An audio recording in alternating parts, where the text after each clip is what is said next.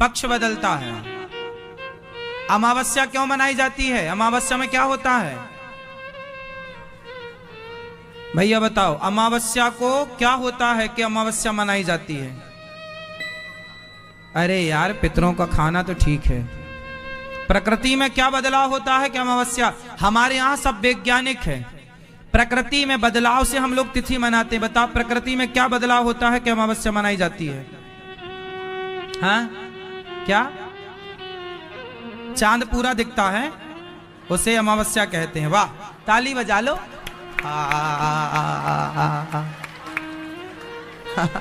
चांद पूरा दिखता है इसलिए अपन लोग अमावस्या। ये लाल शर्ट वाले भैया बताएंगे। हाँ, अमावस्या क्यों मनाई जाती है? अमावस्या के दिन चांद कितना होता है? हाँ, आधा के पूरा की बिल्कुल। हाँ, अमावस्या के दिन चांद का क्या होता है? लोप होता, अर्थात नहीं दिखता, अंधकार से भरा हुआ होता है। उसे उस रात्रि को अमावस्या कहते हैं। प्रतिपदा से अमावस्या की दूरी है 15 दिन। और फिर अमावस्या के बाद दूसरी जो शुक्ल पक्ष कितने होते हैं? एक महीने में कितने पक्ष? कौन कौन से? कृष्ण पक्ष में क्या होती है?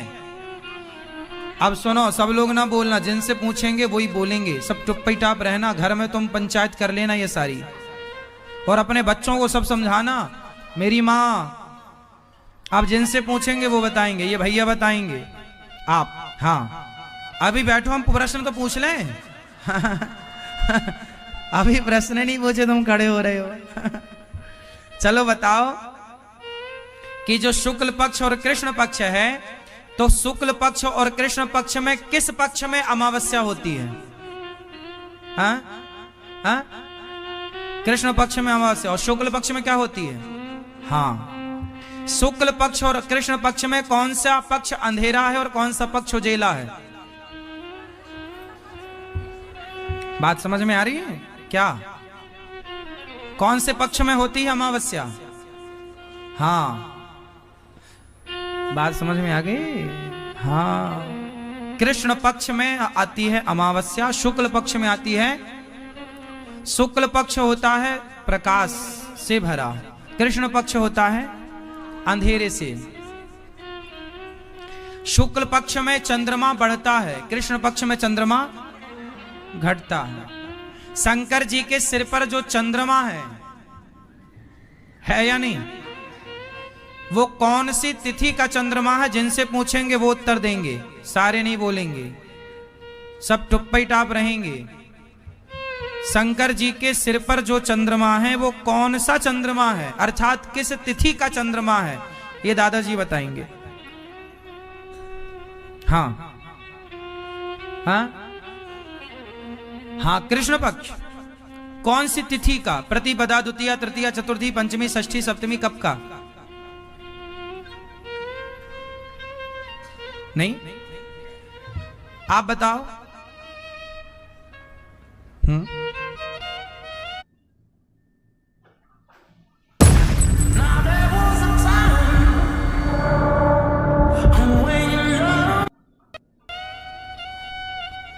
अब सब बताओ, अमावस्या कौन बोल रहा है? मैया, क्या खाई हो आज?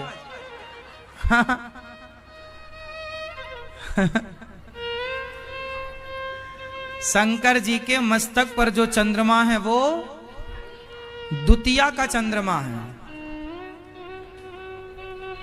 कौन सा चंद्रमा है? जो द्वितीया का चंद्रमा होता है ना, जरा सा होता है, वही शंकर जी के माथे पर है। शंकर जी के माथे पर चंद्रमा क्यों है? चंद्रमा कितने हैं? एक है तो एक आकाश में है, तो दूसरा शंकर जी के पास। एक बार चंद्रमा नाराज हो गए कि मेरे बिना काम होगा नहीं, तो समुद्र में चले गए। फिर समुद्र में जब गए चंद्रमा, तो हाहाकार मच गया कि भाई चांद के बिना कैसे काम बनेगा, होना चाहिए क्योंकि व्यवस्थाएं चांद से ही हैं। शुक्ल पक्ष और कृष्ण पक्ष का निर्धारण चांद से ही होगा। अब तो तब शंकर जी ने, तब भगवान श्रीमन नारायण ने एक चंद्रमा और प्रकट किया।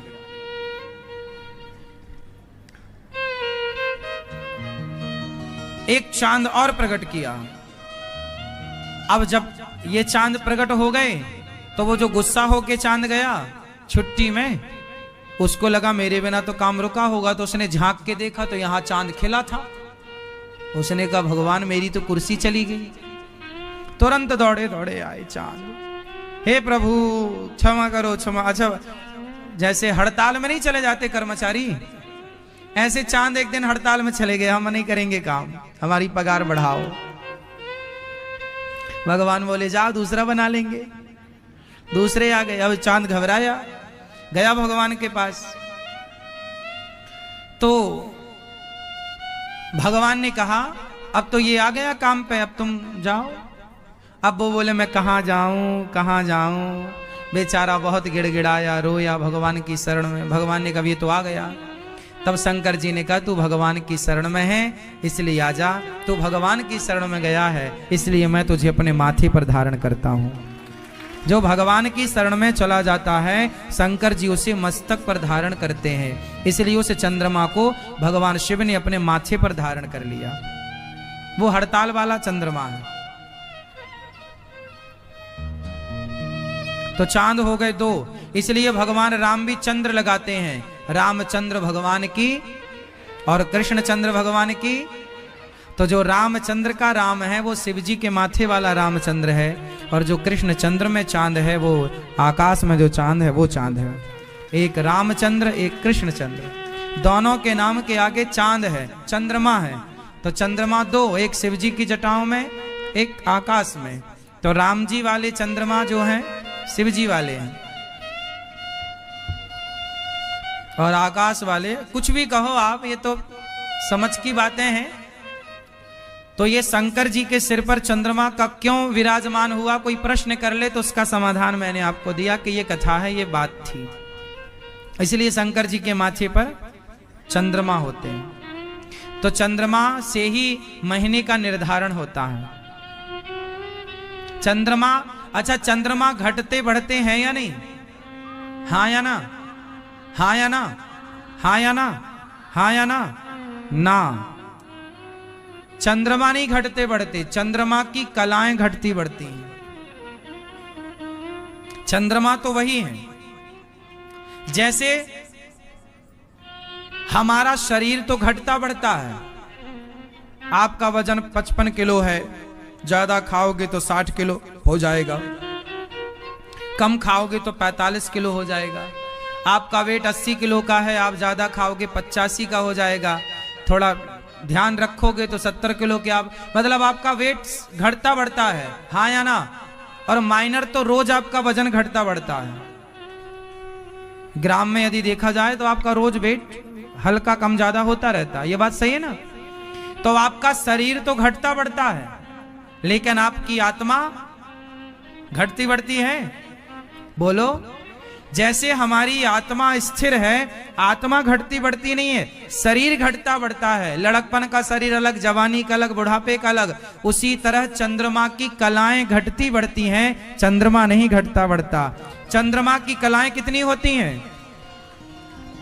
चंद्रमा की कितनी कलाएं होती हैं? 16 कलाओं के नाम बताओ। चंद्रमा की कलाएं कितनी? जोर से, सही कह रहे हैं, जोर से बोलो बस। 16 कलाएं, चंद्रमा की कलाएं 16 कलाओं के नाम है। प्रतिपदा, द्वितीया, तृतीया, चतुर्थी, पंचमी, षष्ठी, सप्तमी, अष्टमी, नवमी, दसवीं, एकादशी, द्वादशी, त्रयोदशी, चतुर्दशी और अमावस्या और पूर्णिमा। कितनी हो गई? ये 16 चंद्रमा की कलाएं हैं। ये 16 क्या हैं? कलाएं। तो ये 16 जो कलाएं हैं वो इसलिए भगवान कृष्ण को 16 कलाओं से युक्त कहा जाता है, क्योंकि चंद्रवंश में आए। भगवान कृष्ण किस वंश में आए? इसलिए चंद्रमा की कलाएं कितनी हैं? तो जो लोग कहते हैं कृष्ण की कलाएं 16 हैं, वो लोग जानते नहीं हैं कृष्ण की कलाएं 16 नहीं है। कृष्ण चंद्रवंश में आए तो चंद्रमा की कलाएं 16 हैं, इसलिए कृष्ण को 16 कलाएं कहा जाता है। जबकि भगवान तो अनंत कलाओं के धनी है। 16 क्या है? भगवान के पास तो करोड़ों कलाएं हैं। तो जो ये बात समाज में कही जाती है कि कृष्ण जी 16 कलाओं से युक्त हैं और राम जी 12 कलाओं से युक्त हैं, ये बिल्कुल फेक है, झूठ है। अच्छा, सूर्य की कलाएं कितनी होती हैं? चंद्रमा की कलाएं कितनी याद? अच्छा, अब की बार कभी गंगा जी जाओ तो एक छोटा सा काम करिएगा, और वो काम ये है कि आप अपने यहां से ना एक सीसी लेना, बोतल खाली, और उसमें अपने घर के आसपास का गंदा पानी भरना सीसी में और ढक्कन लगा के। साथ में गंगा जी जब जाओ तो लेकर जाना,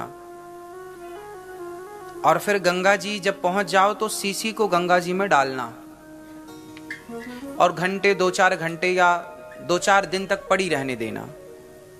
और जब वापस आप आए तो सीसी को निकाल कर ले आए और फिर यहाँ लाकर ढक्कन खोल के सबको पिलाओ, भैया पियो गंगा जल।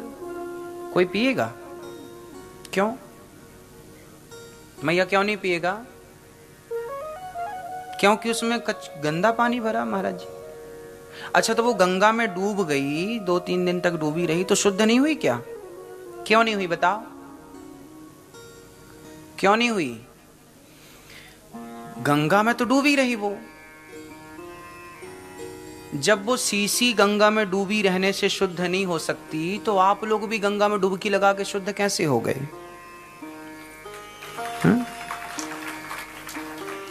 जब तक उस सीसी के अंदर पानी ना जाए, भाई सीसी में गंदा पानी आपने भर के ढक्कन लगा के गंगा जी में डाल दिया और 4 दिन तक पड़ी रहने दिया, तो वो जैसी डाला आपने वैसे ही निकली, 4 दिन बाद भी वैसे ही है, उसमें कोई बदलाव नहीं हुआ। तो जब आपके गंगा नहाने के पहले भी आप जैसे थे, गंगा नहाने के बाद भी आप यदि वैसे ही रहे, तो फिर गंगा नहाने का लाभ क्या है? पानी तो अंदर गया ही नहीं। अंदर मतलब पानी ने आपकी चेतना को, आपके मन को, आपके विचारों को तो उसने पवित्र किया ही नहीं। और अपवित्रता कोई शरीर की थोड़ी होती है। बताओ, गंदा मन होता है कि तन गंदा? समाज के गंदे तन को स्वीकार किया जा सकता है कि गंदे मन को स्वीकार किया जा सकता है? बोलो, गंदा क्या होता है, मन या तन? बोलो। ये छोटा सा बच्चा है यहाँ पर, ये छोटे से बच्चे ना, छोटे छोटे बच्चे तो मलमूत्र कर ही लेते हैं, छिछी सुसु करते हैं, और कई बार बच्चे वहां पर छिछी करके उसी में घूमते रहते हैं, पूरे शरीर में वो मलमूत्र लगा के घूमते हैं। लेकिन वो मलमूत्र भले उनके पूरे शरीर में लगी है, लेकिन वो अशुद्ध नहीं है। क्यों अशुद्ध नहीं है वो? क्योंकि वो गंदगी उनके शरीर पर है, उनके मन पर वो गंदगी। तो आपका शरीर मलमूत्र से भले भीगा है, लेकिन विचार आपके पवित्र हैं। तो शुद्धि तन की नहीं, मन की ज्यादा जरूरी है। इसलिए गंगा नहाने से किसकी शुद्धि होनी चाहिए और होती किसकी है? तो तन को नहवाने से क्या फायदा? तन को तो घर पे ही नहवाओ। गंगा की तरह पवित्र जल, जैसे गंगा का जल पवित्र है, उसी तरह गंगा के जल की तरह मन पवित्र चाहिए, विचार पवित्र चाहिए। और वो विचार पवित्र नहीं हो पाते। गंगा नहाने के पहले भी छल कपट भरा था और गंगा नहाने के बाद भी छल कपट भरा, तो फिर गंगा नहाने से फायदा क्या है? ना मैया? तो अब आखिरी बार जब आप लोग गंगा जी जाएंगे तो क्या धो करके आएंगे? किसको नहवाएंगे? मन को, और पवित्र विचारों के साथ। अच्छा, पवित्र विचार कैसे होते हैं? निर्मल मन कैसा होता होगा? निर्मल मन, निर्मल मन कैसा होता होगा? जरा बताओ मुझे, कल्पना करके इमेजिन कर लो। शुद्ध पवित्र मन कैसा होता होगा मैया? चलो बताओ, निर्मल मन कैसा होता होगा?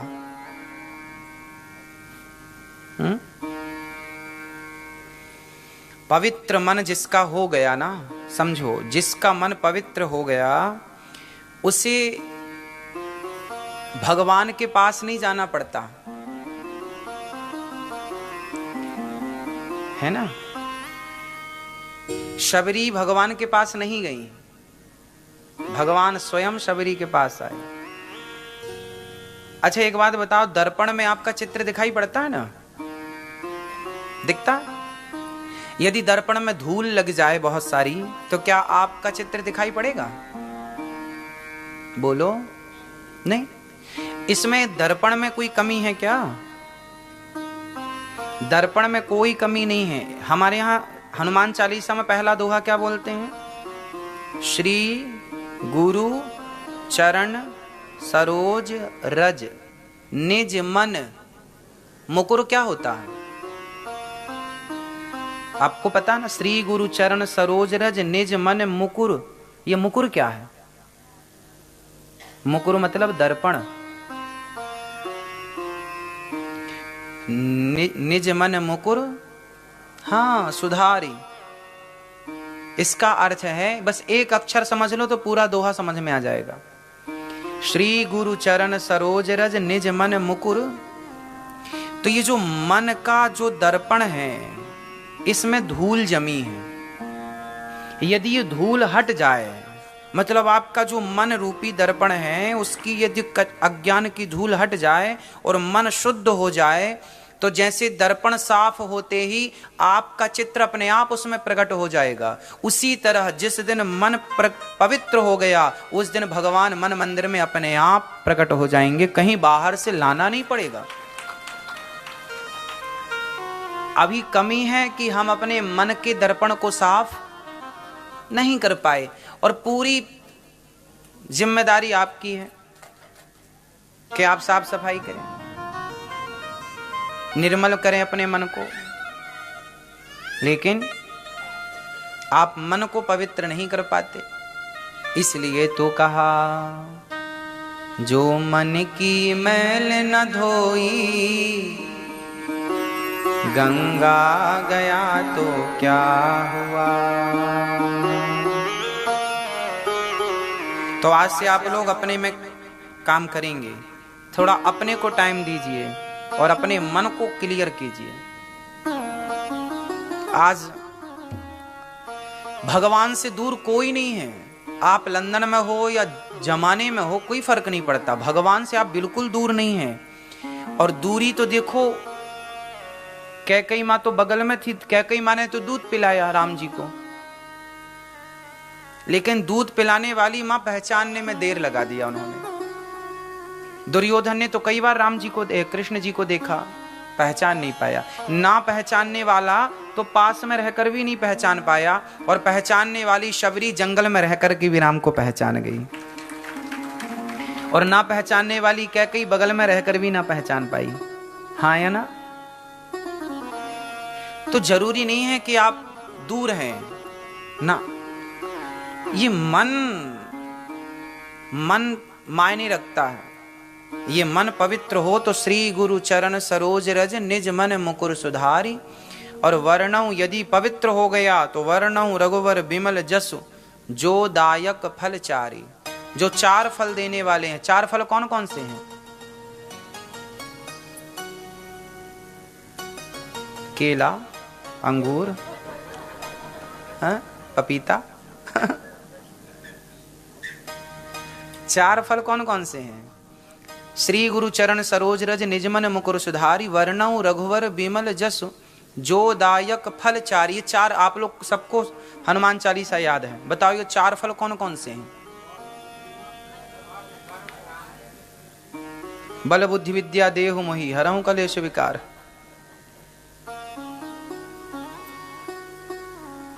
वो सिद्धियां हैं, अलग है। 4 फल हैं, कल ही बताए हमने। 4 पढ़ाई, 4 पढ़ाई मतलब 4 फल, धर्म अर्थ काम मोक्ष।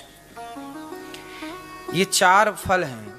जो गुरु की शरण में है, जो चित्त को निर्मल कर चुका है, उसे चारों प्राप्त होंगी। और आदमी 4 के लिए भाग रहा है। या तो आदमी धर्म के लिए भाग रहा है, या तो अर्थ के लिए भाग रहा है, या तो काम के लिए भाग रहा है, या तो मोक्ष के लिए भाग रहा है। पांचवी भाग क्या है? 5वीं दौड़ क्या है? कोई नहीं। या तो धर्म की दौड़, या तो अर्थ की दौड़, या तो काम की दौड़, या तो मोक्ष की दौड़। 5वीं कोई दौड़ ही नहीं है। ये 4 हैं फल, और ये चारों मिल जाएंगे। आपको इनके पीछे दौड़ना नहीं, ये चारों आपके पास दौड़ते दौड़ते आएंगे। कब? जब आप भगवान की। हनुमान जी कहाँ है? राम द्वारे तुम रखवारे, होत न आज्ञा। हाँ, हनुमान जी के पास क्या क्या है? अष्ट सिद्धि नव निधि के दाताड़िमा महिमा लगिमा गरिमा। हनुमान जी के पास सब कुछ है, लेकिन वो हनुमान जी सारी सिद्धियों को छोड़कर, सब छोड़कर राम जी की शरण में है। जो राम की शरण में है, सिद्धियां उनकी शरण में हैं। तो 4 चीजें हैं। जिसका चित्त निर्मल, मन निर्मल, उसके पीछे सब कुछ है। तो इसलिए हमारे देश में साधु संत किसी के पीछे भागते नहीं हैं। क्यों? उन्होंने अपने मन को निर्मल कर रखा है, तो सब डाउनलोड हो जाता है। भाई दर्पण में साफ दर्पण है तो आपका चित्र बढ़िया आएगा, और कचरा है, गंदगी है तो आएगा ही नहीं कुछ। तो भगवान के पीछे नहीं भागना, चित्त को निर्मल करना है। पूतना का भगवान ने उद्धार किया। फिर भगवान थोड़ा आज अमावस्या है, सोमवती अमावस्या। आज के तिथि क्यों पड़ी जानते हो? हमारे यहाँ आज के इस दिन को ना बहुत पावन मानते हैं। तुलसी की परिक्रमा लगाकर 108 माताएं और आज पूजन करती हैं। आज का ये व्रत सुहाग के लिए होता है, स्त्रियां करती हैं।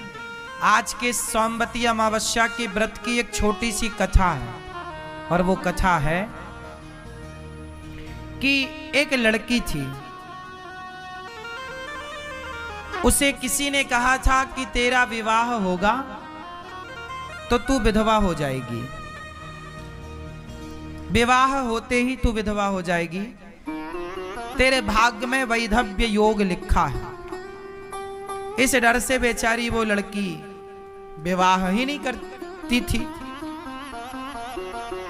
तो उस लड़की ने किसी संत से पूछा, दिव्य संत से, कि बताओ महाराज, मैं विवाह करूं तो मैं विधवा हो जाऊंगी, इसका कोई उपाय नहीं है?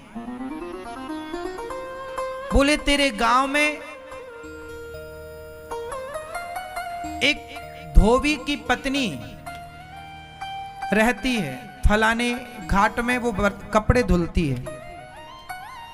धोबी की पत्नी, धोबी का काम कपड़ा धुलने का, तो पत्नी भी कपड़ा धुल रही है। तो वो जो धोबी की पत्नी है, यदि वो तुझे अपना सुहाग दे दे तो तेरा सुहाग जी जाएगा।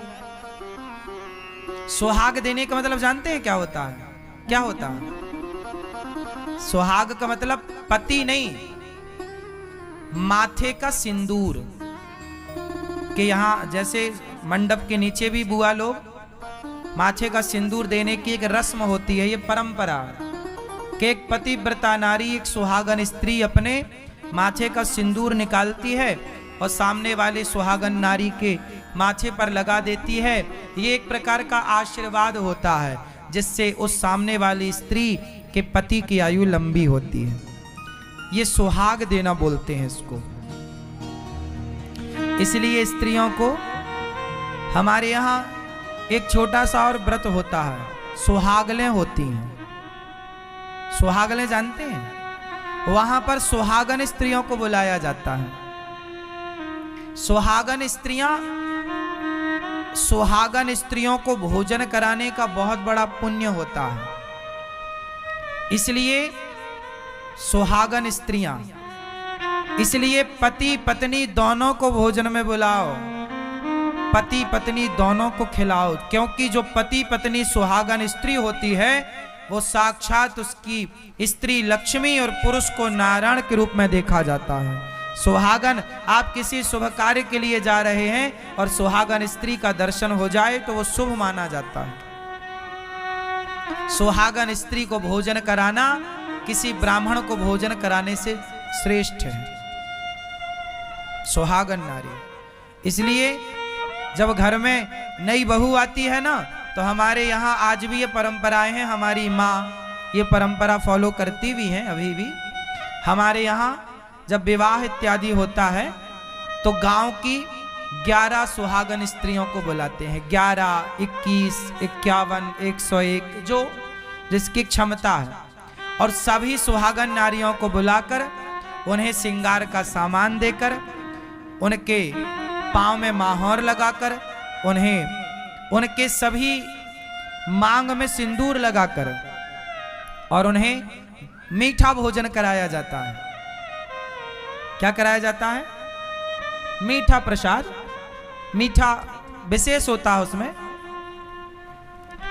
तो मीठा खिला करके बढ़िया उन्हें दान दक्षिणा दे करके और सुहागन स्त्रियों का आशीर्वाद लेने से, सुहागन नारियों का आशीर्वाद लेने से, सुहाग लेने से सुहाग बढ़ता है, अर्थात सुहाग की आयु लंबी होती है। तो वो एक लड़की थी, उसके वैधव्य योग था। तो किसी ने, संत ने बताया कि जो तुम्हारे गांव में जो धोबी की पत्नी है वो बहुत अच्छी नारी है, पतिव्रता है, तुम उसके जाओ, उससे सुहाग लो। सुहाग लो मतलब माथे का सिंदूर लो। वो अपने माथे का सिंदूर निकाल के तुम्हारे मांग में भरेगी, जाओ। अब उसने जाकर बोला कि बहन, वो संत जी ने ऐसा बताया है, अब बताओ मैं विवाह करती हूं तो मेरा पति मर जाएगा, अब क्या करूं? तो क्या आप मुझे अपना सुहाग दोगी? हाँ हाँ। अब उस लड़की ने विवाह किया और जैसे ही विवाह किया उसकी भांवर पड़ी, विवाह की रस्म पूरी हुई कि उसके वैधव्य योग था, उसका पति वहीं मर गया। और जैसी मरा तो फिर वो धोबी की पत्नी को बुलाया गया और उसने अपना सुहाग जब दिया तो उसका पति जीवित हो गया। जब जीवित हुआ तो उसका पति तो जीवित हो गया, पर दुर्भाग्य से उसका पति धोबी की मृत्यु हो गई। इसका तो जीवित हो गया पर उसका खुद का पति सिधार गया। अब वो लगी रोने, अब क्या करें? तब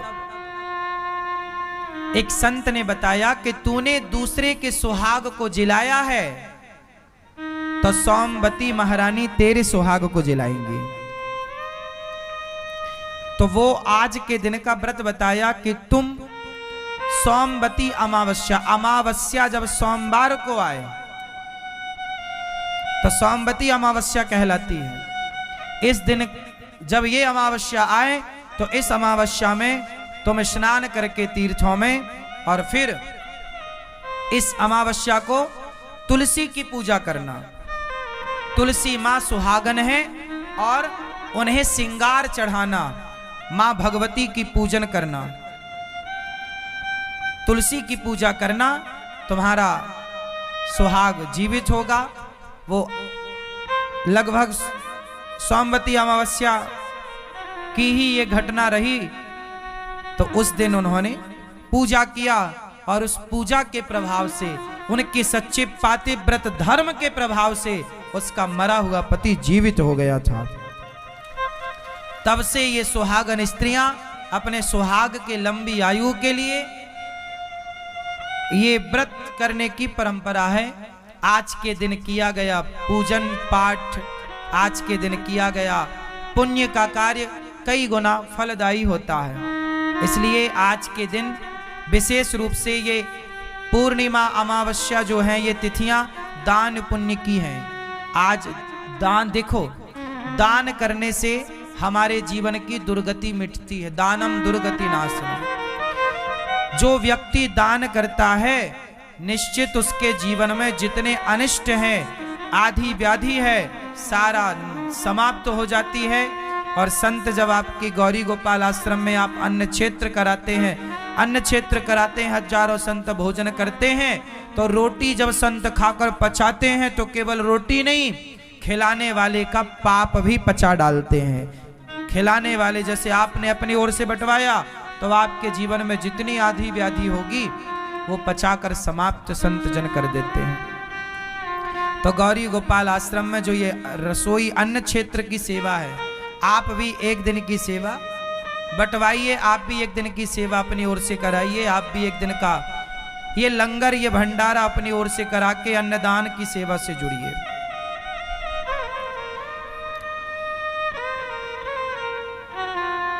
आज के दिन तुलसी में दीपक जलाना चाहिए, तुलसी के पास। आज के दिन पीपल के पास दीपक जलाना चाहिए। आज के दिन पीपल और तुलसी में दीपक जलाने से घर में सदा सुख शांति लक्ष्मी का वास होता है और कुल का दीपक सदा यूं ही जलता रहता है। तो आज की तिथि विशेष है, तो आप भी गौरी गोपाल रसोई जो अखंड भोजन की सेवा चलती है, हजारों भक्त आते हैं, गौरी गोपाल भगवान की कृपा से पाते हैं। आप भी इस रसोई में प्रसाद कितने लोगों ने प्राप्त किया है, तो आप भी औरों को बताइए कि वो भी इस सेवा से जुड़ें और आप भी इन सेवाओं से जुड़कर अपने धन धान्य को पावन कर सकते हैं।